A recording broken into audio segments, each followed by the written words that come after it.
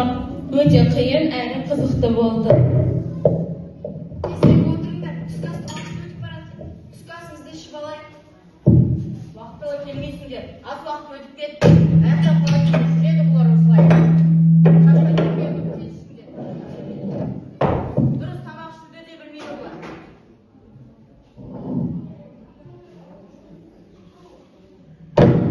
Біз жетімдерміз. Ақпанның аяздардың өтінгенбіз. Мына сараң дүниеде сауға сұрап, тіршілік не екен түсінгенбіз. Біздер жетімдерміз, топша қуып жер шарын өтудеміз, бостан босқа өлмейміз, өкінбеңіз, жекірмеңіз, біздерге жекірмеңіз.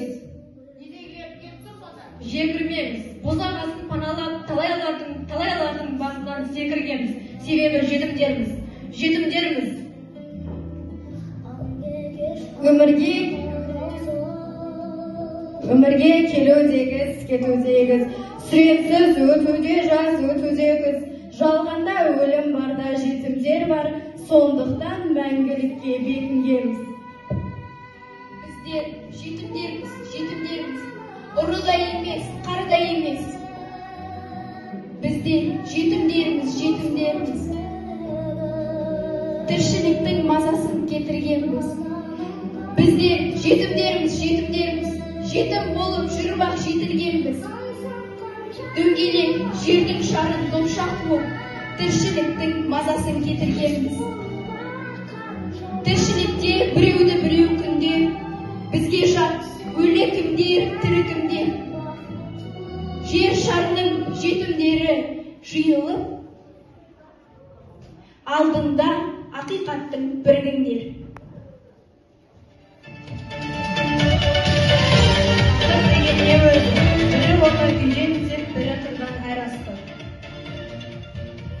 Бақыт деген барлық байлық емес пе? Керегінше киіп ішсең, бақыттысың емес пе? Жоқ, бақыт деген мансап қой.